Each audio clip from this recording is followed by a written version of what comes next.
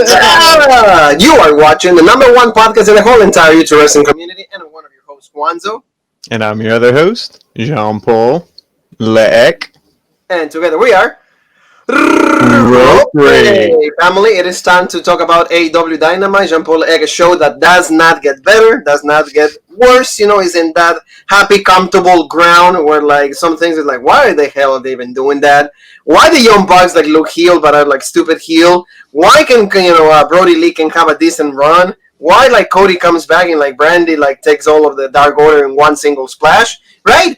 How do you feel about the show, Jean-Paul? Well, I mean, like you said it perfectly. They know every week they have their 800,000 fans, and they're fine being in that little number. And they're like, we're not going to try to improve to get any new fans, but they do what they do, and they have their fans, like we said, 800,000. So I don't know. And Jean-Paul, they do what they do what they do. We do what we do. So exactly. Thank you so very much for like watching a lot of the content this week. We are overdoing ourselves a little bit. Jean-Paul calls ourselves like workhorses or dark horses, no, workhorses. So we're really happy about that. So Jean-Paul, tell me a little bit about like the video that you did, WWE Monday Night Raw.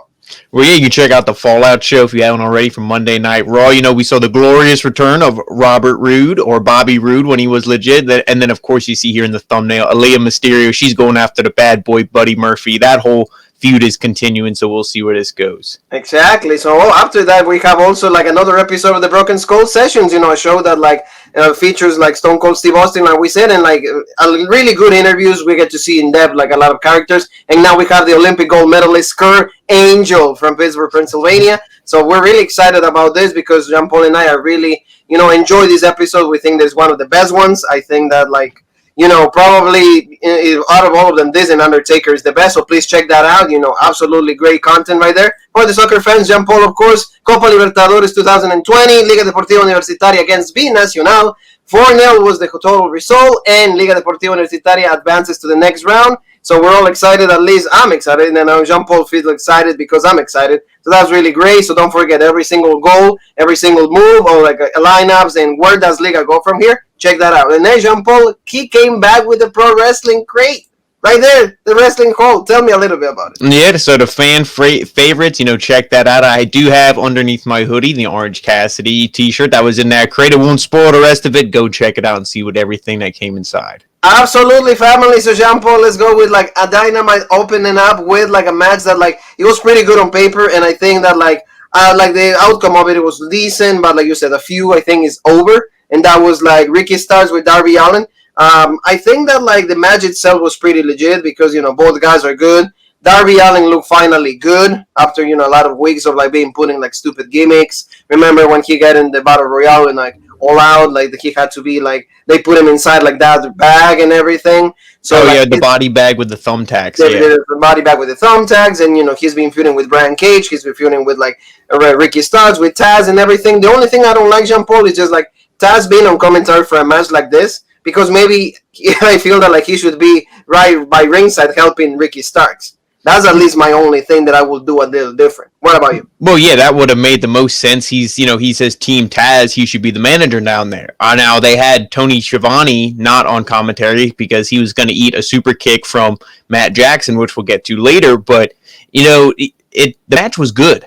I don't know if this is the end of the feud. I hope not, because I think these guys deserved a pay-per-view blow-off because, they're both really good. This match was good, except then we see Brian Cage comes out, and then we have to see Will Hobbs, because no match can ever just be a clean match, without... And we have a singles match, Jean-Paul. No? Yeah.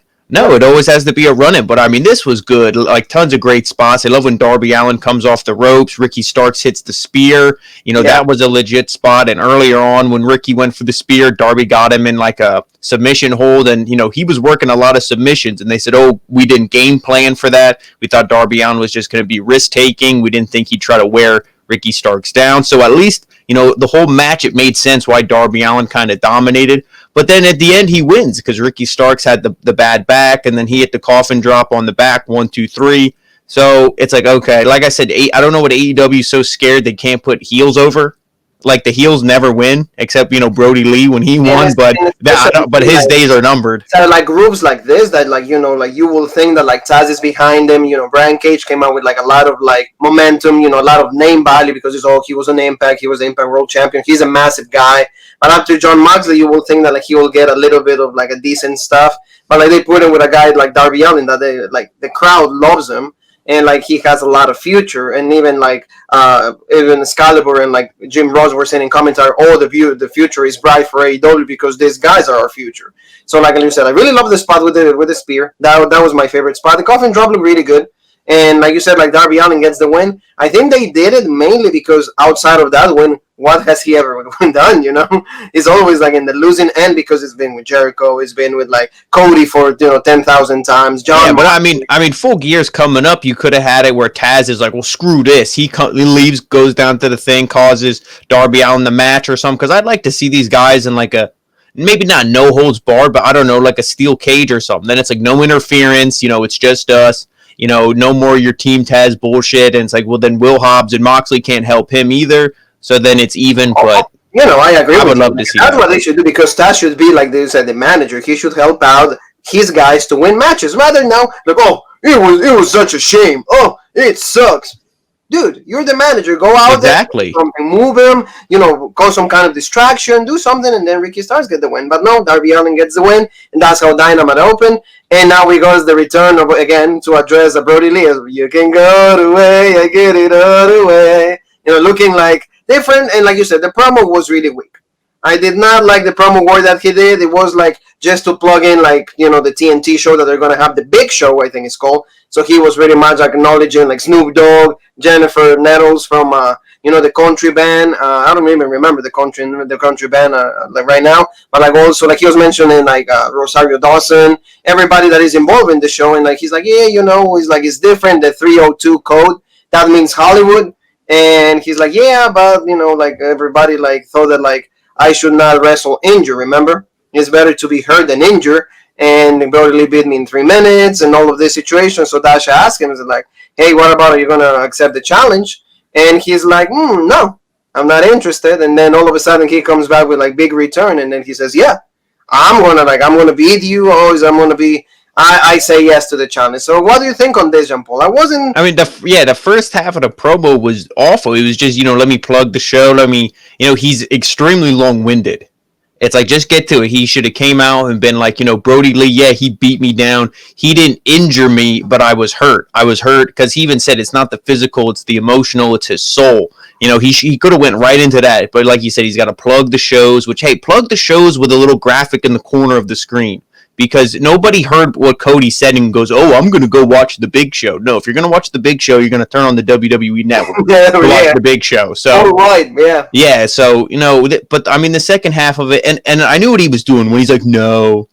And then he leaves, and everyone's like, what? And he comes back, and he's like, no way in hell am I going to let Brody Lee rock around with my title and blah, blah, blah. I think no regrets, Jean Paul. And I'm like, okay, yeah, no regrets. I have a couple regrets, but the one thing where he mentioned, he's like, oh, yeah, this title is for the ace. I'm like, please let Tanahashi come out, because then we'll see somebody legit on this show. But, of course, now he used to call himself the ace, but we know who the real ace is. But, yeah, I mean, this was okay, but then, you have this picture. That why couldn't it be where Brody Lee just walks out on stage, holds up the belt, and then that's it. Go to commercial, and then we see the next segment. No, Brody Lee has to run out like a pissed off baby, attack him. Then we see all of Cody's entourage, and the whole crowd runs in. I think Nyla Rose was even beating somebody up. I'm like, what? Before that, Jean Paul is, I remember like they're beating up Cody because it's like, like the whole Dark Order is beating him up. Brody Lee, like you said, runs off, and then Brandy shows out of nowhere, and then she did like a dive.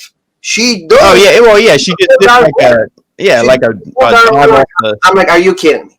Are you kidding me? Well, come on, she has to get TV time and she has to look over. But then, like I said, there was Anna Jay. She attacked her, and what did Nyla Rose? What was that about? What was everybody just started brawling? It was like a fight in a movie theater. Everybody's just punching everybody. I'm like, this is so stupid. How can you even be like, oh, this is awesome, this is cool, when you see a fight every week, a fight's not special. They need to have their TV time, and Nyla Rose needed a little bit. There you go. There were Nyla was there, or everybody, like, the girls. But see, that's the problem. when you said people need to, no, nobody needs to have TV time. You should deserve and earn the TV time. You don't you need it. That's like the same thing with WrestleMania. Why does WrestleMania have to be 8 hours and have everyone on the show? Yeah, everybody needs to be featured in the show. I agree with you. Like, it shouldn't be, and it kind of looked like WWE, like the same kind of like brawl. It didn't look cool, and then it seemed like Brody Lee was already leaving the arena and everything, and boom, he came back again, and then they went at it. Like, it looked like a little WWE, and I really don't like this type of brawls. Like, like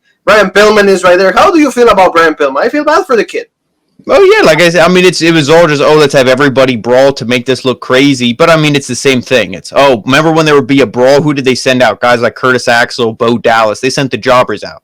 Brian Pillman Jr. to them is a jobber, so they sent him out. But so what? Now Cody's gonna just get his title back. Wait, let's put everybody over. Let's get new stars over. Let's 5 weeks and back to Cody. I really hope that that's not what happens, because the TNT Championship, if it's not going to be in Brody Lee, at least it has to be another guy outside of WWE guys, and I don't care who it is, maybe a different type of babyface, but like I don't want Cody to get that title back. He should not be close to any titles. Have another few. Go back to MJF. He's not doing anything. We're going to talk about MJF a little later, but if Cody becomes the champion one more time, this thing is just, you can see, like mainly politic based. And I don't really like that, because, again, like, what did they say? Is like, we're going to give you something different. And different is, like, don't fall in the same trap that WWE does with Roman Reigns. Don't fall in those ideas that the same guys are always going to be on top, and the mid cards just stayed mid or go lower. So, Jean-Paul, I didn't like that. Let's go to even something worse than that. And that was like the Young Bucks, Jean-Paul, super kicking Tony Schiavone. What the heck? Well, yeah, they had an interview.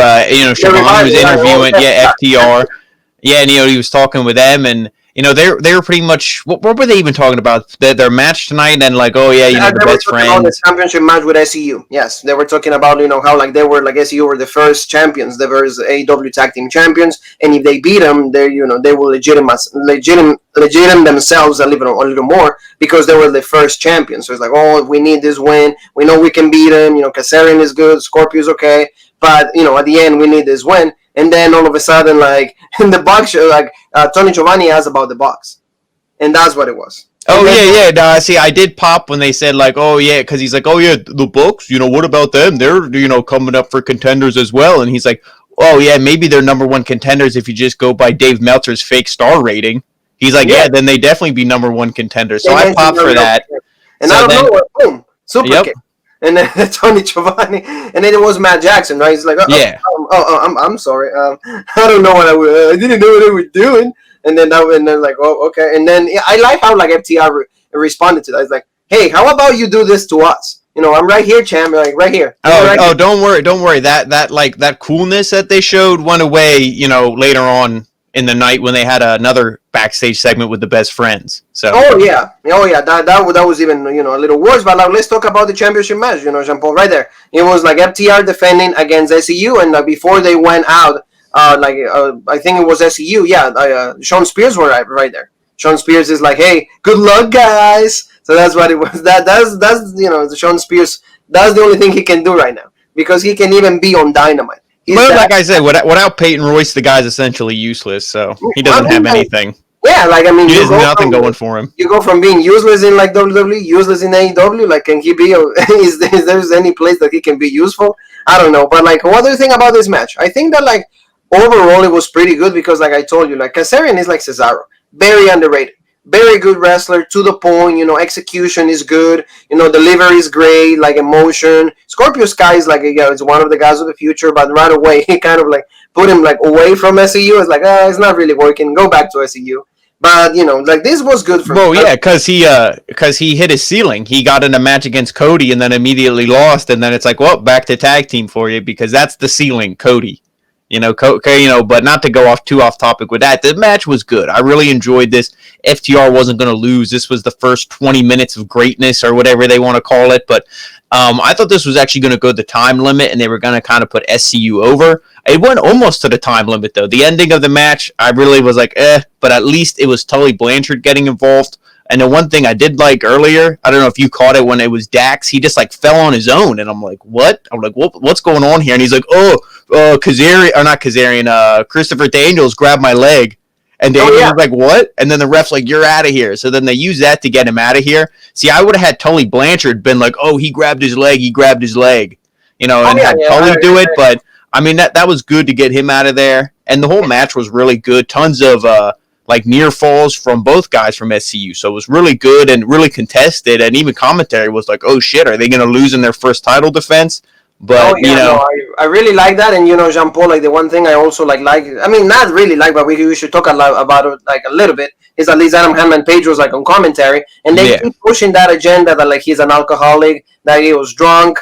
And I guess, they kind of, like, keep teasing that idea of Kenny Omega and him kind of feuding, not getting along. Is like, you guys were like the tag champs before FTR. What's gonna happen? Are you guys gonna go back to be a tag team, or like is it singles? And kind of Hangman Page like didn't even say yes or no, so he keeps like being undecisive about the situation. And then like like you said, like the revival. I mean, not the revival. FTR. I gotta get sure I just mentioned the AEW name. They kept the championships, like you said. I really love the fact that Tully Blanchard at least acted like a manager. That's important because you and me have been criticizing Paul Heyman big time about his role with Roman Reigns, and that's the same thing. And the same thing we just mentioned with Taz. Managers need to do something to get your guys to win. And at least Tully did that, so hey, good for them. But after that, Jean-Paul, right after that, they mentioned like a tournament to crown the number one contender for the AEW championship. And like they were saying that a few members of that is going to be Jungle Boy, is going to be Kenny Omega, and I think Ray Phoenix, if I'm not mistaken. Yes. Right? So like these are going to be contested, and the finals are going to be held in like Full Gear. So Adam Hangman Page right away is like, so he went the uncle way.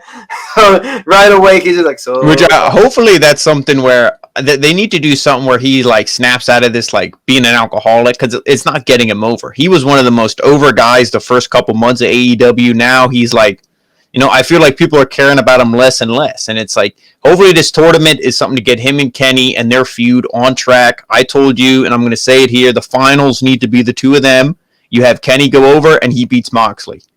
That would be good. I mean, or like if or have it on one of the heels, even though Kenny would technically be a heel or should be a heel. But, if you want to have it on Brian or not Lance Archer, whoever, that wouldn't be that long of a title run. But, oh, well, at least he was champ. I don't know. But I think Kenny needs to win, be the champ, and be heel along with the Bucks. They have the tag belts as well. And then you can do something with that heel faction. But you got to present them in a more legit way. Our heel. And what would be really cool once they're heel like that and they have all the gold, kick Cody out. And Cody starts feuding with them. See, that will be, and then Cody can go back to kind of be like a... what would be cool, and it's a way to get the whole Nightmare family still be on TV because they don't want to get anybody else on TV, just them. You have Cody and Dustin go after the Bucks, and then you have Hangman go after Kenny. Yeah, there you go. See, and then that will be cool. And then you have everybody, all the whole. But the one thing though, you got to find a chick to put with Kenny and them so Brandy can be on TV and fight somebody. No, well, that's true. Maybe like otherwise Brandy's going to be pissed and she's going to take rope break off YouTube. And then they can do that, So like moving along, Mr. Egg, we got like Le Champion, Chris Jericho going against Isaiah Cassidy, and this match was pretty decent. We knew that like Jericho is doing this to keep like promoting new talent. Of course, these guys benefit from the time that they can share with Le Champion, in a big stage, national TV. I think that like that's the big thing. For example, Pineapple Pete, he did that, and now he's on Monday Night Raw. At least he was like featured in like Raw Underground and stuff like that, just because of like to the courtesy of like Le Champion. So this match was pretty good. Isaiah Cassidy stole like the code breaker. He stole like the moonsault, that was like good. I like that. I mean, Jericho was never gonna like lose to those moves, but it was cool. I like that. Matt Hardy was right there, also like with a chair, like and the members of the Inner Circle were right there. So in the end, it was pretty much the Judas effect. And like Isaiah was diving, and then he hit like the Judas effect on that in 1, 2, 3. But I really liked it. I mean, just because it was like to the point, and I said, like, hey, it's just for the rub, it's all good. What do you think on this? I mean, yeah, I agree with that, but I don't know why we had to have, Cassidy, I mean, like, it was longer than I thought, and it's like, you have all the guys out there, of course, he has Quen, and, Matt Hardy, every other week it's like, I need to go home and rest, but when I come back, thank you guys, I'm going after the main title. It's like, well, you're still here every week, and you're still with the tag team, not going after the main title, so hopefully he's in that tournament. and can get away from this tag team because it's like, do something legit or, just don't do anything at all. Because he's essentially just there to be like, oh, look, it's a legend, cheer for these guys because a legend is with them. But, I mean, it was, like you said, I'm not going to be like, oh, this match was awful. I wish when Jericho did the lion salt, he'd actually hit somebody. They always do the knees up. Yeah. And then, but, the Judas... I think it was like 07. I was going to say, definitely WWE. I don't think he's hit it in AEW. But, I mean, Judas Effect and done. And then, of course, it's like, oh, okay, it can't just be like, again, go to commercial, come back next segment. No, you got to get Santana and Ortiz and everybody beating the shit. And when somebody gets beat down at the end of every match, a beatdown it feels like normal. It feels like, oh, okay. Yeah, like when a guy does the beatdown. When someone doesn't get beat down, you're going to be surprised. Like, what? Huh? And also, like, of course, they had to plug, the 30 years of Jericho is going to be happening next week. Celebrating, the longevity of Le Champion. So, like, they're going to have a match also with, like, Serpentico and Luger. Because Luger is, they were mentioning, like, Jericho attacked both of them. And I think... Luther. Like, yeah. I'm sorry, Jean-Paul. It's too many names that you said. Like, Luther, like, and Jericho are really good friends. So that's why, like, I'd rather see him wrestle Lex Luger. Oh yeah. I like you said, like, I really like even the way Lex looks now. It would be better, right? Yeah, but like you said, like Luther, like he's friends with Jericho, best friends, and even they will say, oh, they were a tag team in the days of like Canada, where like they first started and all of that. So like, I think that like he's like, hey, give my guy a chance, let me fight him. It's just my 30 years. Let me do something legit. For example, if Lance Storm will be right there, he'll be like, can I fight Lance Storm? Why? Because we're best friends. I wish he would, because Lance probably has more talent in his toe than Luther does in his whole body. Luther is another hardcore death match like loser, but oh yeah, like and it's just mainly influenced by Jericho. And again, like we can see that like a lot of guys are like just mainly there because of like the influence of the top guys. Like you say, like sometimes it's NWO 2.0. So like we gotta mention that is the truth though. We're not like telling nothing but the truth. So Jean Paul, let's go to like a quick promo by these two guys that, like you said, like every week is getting worse and worse. The first week it was like, okay, it's different. We don't know where this is going. But like the second week when he did like the training, is like, okay, I'm wondering what's going on. Like for like 3 minutes were enough for me to like be like, okay, maybe it can get better. And then, like the match that didn't turn out to be well at all, Rusev almost like gets hurt. And like even he acknowledged in an interview that like it didn't come out the way he wanted, like his in-ring debut. And now this promo that they had, like they were like like a mall, right, Jean Paul, like in the places and like when you can. Well, yeah, I mean he was trying to plan. He's trying to plan, right?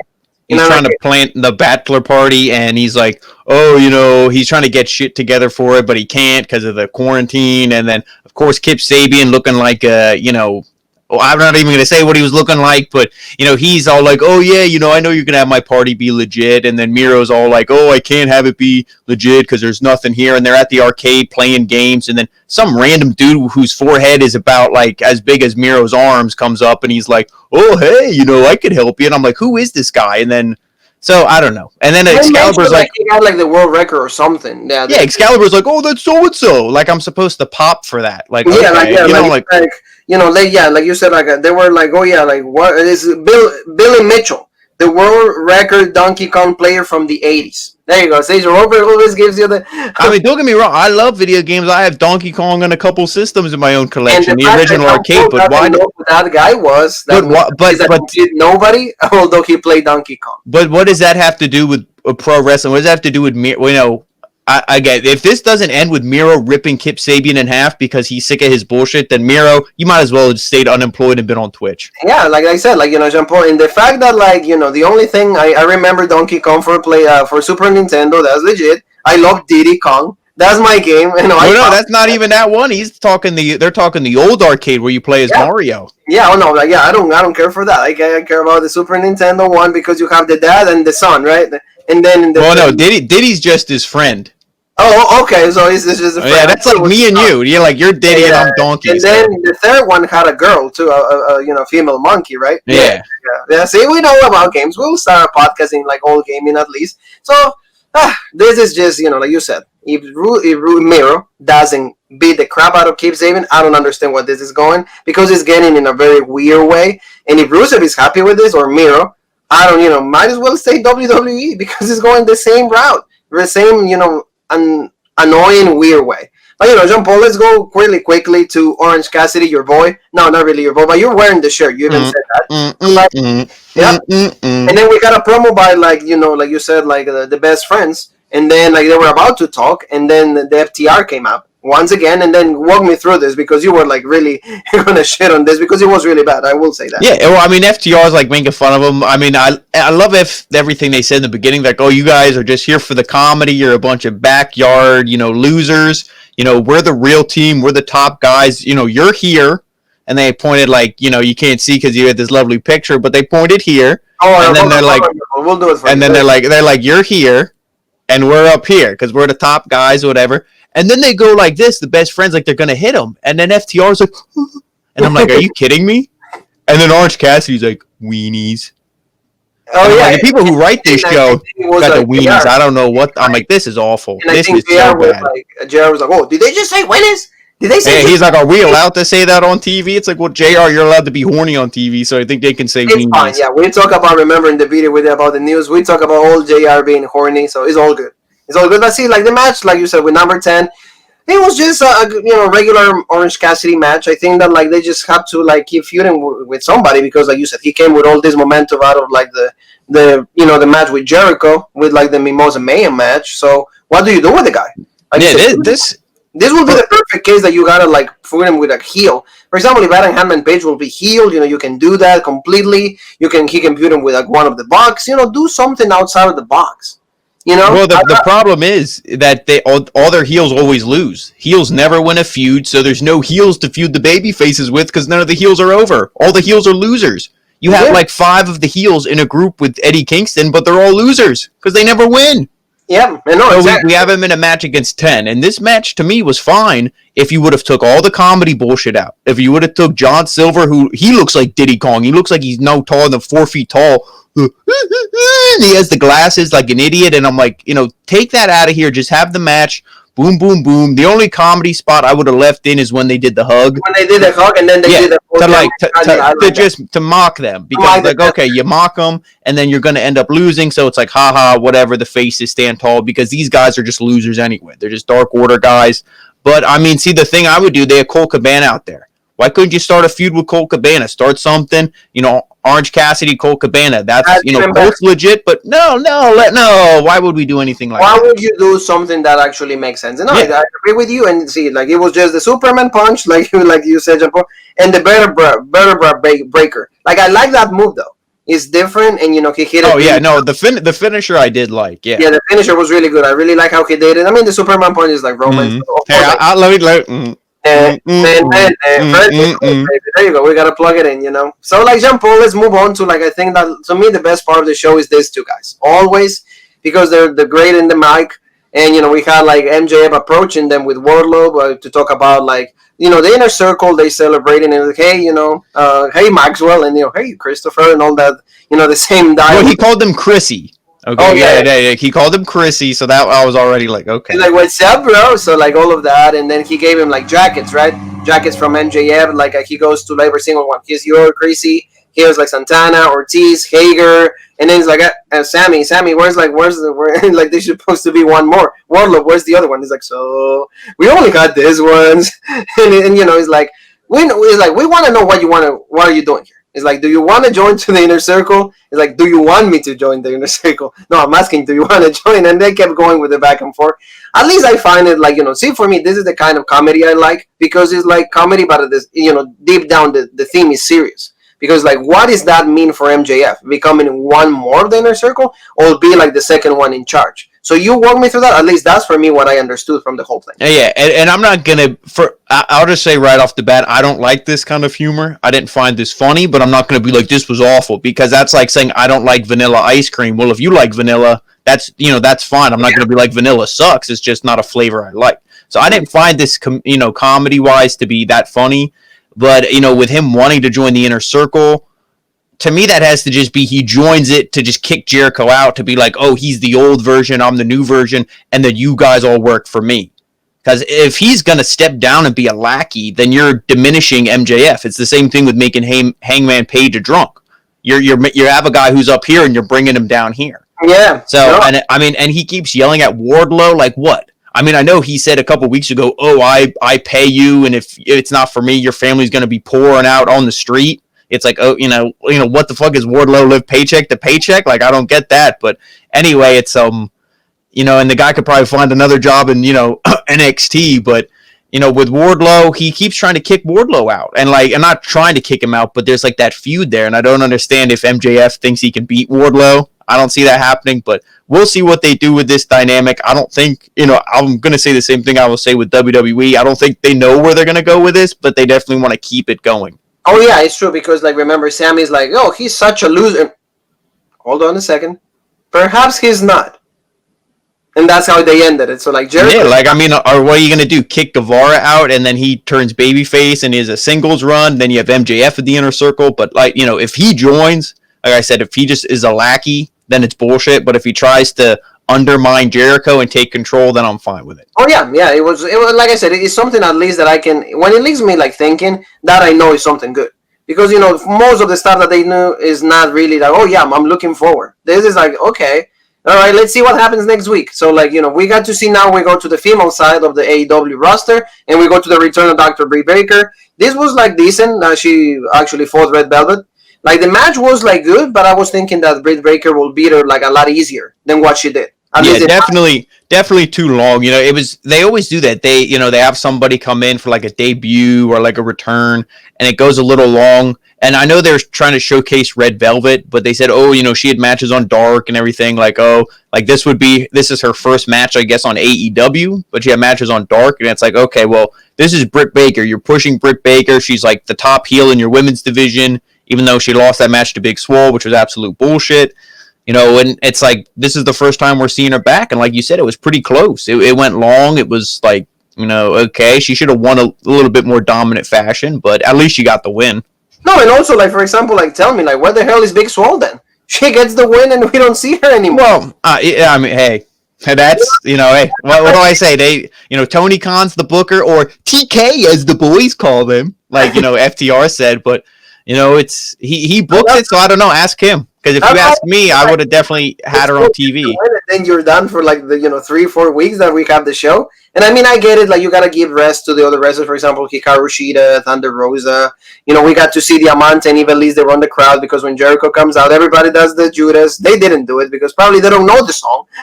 So you can tell not everybody's a metalhead or they don't enjoy. No, that's the wrong M word. Not everyone's a mark. Oh, there you go. So I don't know what they were wanting to do with Britt Baker. Maybe the feud will be with Shida. You said that's the money feud, and I agree with that. But like I said, the match a little too long. But then the super kick that Britt Baker did, it was pretty decent. We'll wonder who she's learning that from with. And I really like when she did what is it called? Her finisher is the lockjaw. The lockjaw. I really like, and of course she got to get the glove. Make it hygienic. Boom, done. I mean, it was good. But you know what? I was waiting for a Big Swole or Sheeta or somebody. I was waiting for a beatdown. To come out, yeah. But no, nothing happened because they wanted her to look good. And yeah, it's okay. But we know, Full Gear, I'm going to predict, let me just book for this for one time in my life. It will be Hikaru against Britt Baker. And that's how I would book it. Now let's see if you book correctly. Who wins? Britt Baker. Okay, see, you're learning. Yeah, exactly. Yeah, Britt Baker needs to get the win. So, hopefully that's what they do, Jean Paul. And like you said, we're gonna have a few stuff with our next Dynamite. Like we said, we're gonna have the celebration with Jericho. We're gonna have a lot more at the beginning of that tournament is gonna happen. So a lot of good stuff that it can get really better. Dynamite, we're gonna have the TNT Championship match right there because Cody accepted, and it's gonna be the dog collar match. For the TNT Championship, it's gonna be not even a match; it's gonna be a rematch. So we'll see what happens with this. And we already predicted Brody Lee needs to retain because it goes back to Cody. Then Brody Lee, are you pretty much burying him and everybody else in the Dark Order? So I hope that they understand that idea, and then just Cody becomes it's fine if he's a loser for a little bit, right? He doesn't need to be winning all the time. So that's what's gonna happen on that next week is on Dynamite. So Jean Paul, let's go now to the main event. It was gonna be Jon Moxley to an opponent chosen by Eddie Kingston. It was gonna be like that because that was the stipulation was. And this was Eddie Kingston came out. He came out with the Lucha Bros, and then they got the referee because I never tap out. So they got that referee, the bald guy, and they were like, well, why did you do this? And he's like, well, when it's a championship match, you're on your own, and I was just like trying to help you, not to like for you to be acting up, right, Jean Paul? That's what like pretty much it was happened. And then he picked the Butcher, John Moxley's like opponent, and see like the match was good though. This was a good main event. I love, like you said, how the Butcher came out with like the apron, like reflecting his character. I really like that. And these two guys who gave me like really stiff match, I was happy with it. So let's hear from the best booker in the business, Jean Paul. Yeah, this match, it was good. Kingston's a good promo, and I like how they set it up. I thought it was going to be Pentagon, and he's like, oh, he's talking to him. Moxley's his back turned. You see the Butcher just appear out of nowhere, walk in the ring, attacks him. It was good. It was hard hitting, like you said. The Butcher is a big guy, but he moves really quick. Now, this is, it was cool that he gets the challenge for the belt. Obviously, he wasn't going to win it. It's not going to say, oh, yeah, the Butcher is going to be on the side of all the vans and the posters. No. But it was a good match. The only problem I really had with it was at the end, is when he's like up on the top, and they're like, oh, he's up on the top, big man leaving his feet voluntarily. I don't know if this is good. And he stood there for what felt like an eternity till Moxley got up and climbed. And I'm like, really? You're not going to just punch the dude? Like, you're standing there looking right at him. You saw him stand up and jump on the apron or jump on the corner on the ropes, and you didn't punch him down. You just take the superplex and then the DDT, and then he does the choke out, and then he did submission hold. And I don't like that. I will tell you from the get go, I don't like that, because like you're kind of saying, if he uses like the paradigm shift with other opponents, let's say Archer, like is like really, so that submission hold is like enough for these guys, but like the paradigm shift is enough for like bigger opponents. I don't like that. Your finisher should be like for everybody. That's how you make the finisher look legit. And we've already seen him paradigm guys, 2 times in a row. Like he hits it, picks him up, hits it again to be like really make sure, especially in Japan, that's like a big thing, hitting your finisher like multiple times to really put the guy away. You could have did that here because he hit like kind of a crappy DDT, and then he could have picked him up and hit the paradigm shift legit and put him away. I agree. I don't like the submission, but we all knew how it was going to end. Moxley was going to win one way or the other, and it's setting off for the match with Lance Archer. Yeah, and then we're going to have that in 2 weeks. So, Dynamite, like you said, it stays a show that like is consistent, but it's not consistently good or consistently bad. It's just in that middle that like, hey, sometimes like we get excited a little bit. They do things that make us pop, but like then most of the show is like, it's okay. But like, family, we have a lot of news for you guys. Like Jean Paul and I are going to be covering Victory Road. We're excited about that. That's going to be Saturday. A lot of good matches. Impact is actually on fire. We're loving it, So like, we're going to be talking about that also. NXT UK is going to be on Saturday, so be there for us for the weekend, right, Jean Paul? And be there for us tomorrow also for NXT, because NXT also like go home show for it's going to be NXT Takeover. Do we ever sleep? No, we actually go with like Vince McMahon, right, Jean Paul? If we don't sleep today, we'll sleep tomorrow, and so on. So like this pretty much summarizes like our AEW review, family. Thank you so very much. Don't forget also to check us out in all the social media places, outlets that we have, that Jean Paul is going to tell you, every single one of you right now. Yeah, you can go on Facebook and follow us on Rope Break, Twitter, the OG Rope Break, Instagram, and YouTube, the original Rope Break, and the newest partnership for Rope Break, Everything Entertainment. You go on their website, you can check out Rope Break, check out all the other stuff. They have movies, comics, all entertainment sources. They have everything. Check it out. Soccer, a lot of things, like you said, movies, and a lot of like good like wrestling content from us, and like a lot of other people that we're gonna like be teaming up. Like we're gonna be an invasion angle right here. So just stick around, and thank you so much again in the name of Jean Paul and myself for giving us an opportunity to be right there for every single one of you. Like we love it, and it's such a great thing to be able to share our passion to every single one of you. So family, Jean Paul, myself, we have one more thing that is left to say, and that is